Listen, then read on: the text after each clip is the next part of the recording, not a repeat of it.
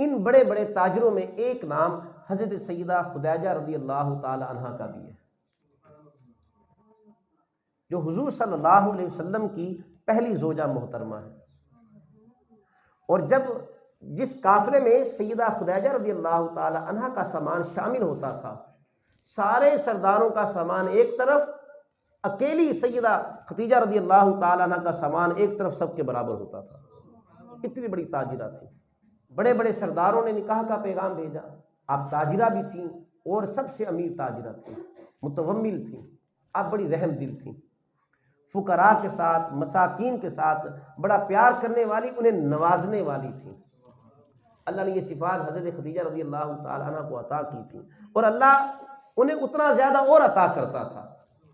ایک قانون قدرت ہے، جب آپ غریبوں کے ساتھ محبت کریں گے، کسی کے کام آئیں گے، اللہ آپ کے کام خود بخود کرنا شروع کر دے گا، پتہ بھی نہیں چلے گا، بندے کے کام خود بخود ہوتے رہیں گے۔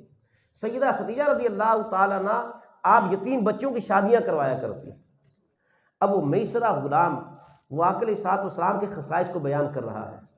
اس نے کہا یہ بڑے مخلص ہیں، امانت دار ہیں، دیانت دار ہیں، اور نگہبانی کرنے والے ہیں، جو ان کے ماتحت لوگ ہوتے ہیں ان کا خیال رکھنے والے۔ اس نے حضور کی بڑی تعریفیں کی، اور حضرت خدیجہ رضی اللہ تعالیٰ عنہ آپ نے اسی وقت دل میں تہیہ کر لیا میں ان کے ساتھ نکاح کروں گی، اسی وقت تہیہ کر لیا۔ لیکن اب وہ پیغام کیسے بھیجے؟ اب اس کی ایک سہیلی تھی حضرت خدیجہ کی، نفیسہ بنت منیہ اس کا نام تھا، اس کے ذریعے اس نے حضور کے پاس نکاح کا پیغام بھیجا کہ حضور کی رائے تو پتہ چلے، حضور کی کیا رائے ہے، کہیں مجھے پسند کرتے یا نہیں کرتے۔ یہ وہ خاتون ہے کہ جس کے گھر کے باہر لائن لگی ہوتی تھی بڑے بڑے سرداروں کی نکاح کے لیے، اور وہ سب کو ریجیکٹ کرتی آئی، کہا کہ تم سے نہیں کرنا، تم سے نہیں کرنا۔ اللہ نے ان کے لیے گوہر نایاب رکھا ہوا تھا، اللہ نے اس کائنات کا امام ان کے لیے رکھا ہوا تھا۔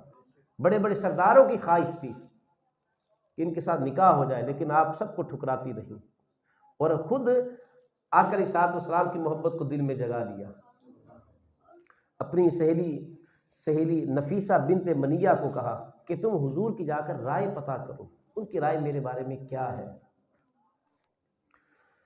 اب یہ کہتی ہے کہ حضرت خدیجہ کے بارے میں کہا کہ حضرت خدیجہ ایک عقل مند، بہادر اور شریف النفس خاتون تھیں، نسب میں اعلیٰ تھیں، شرافت میں عرفہ تھیں، مال و ثروت میں سب سے زیادہ تھیں۔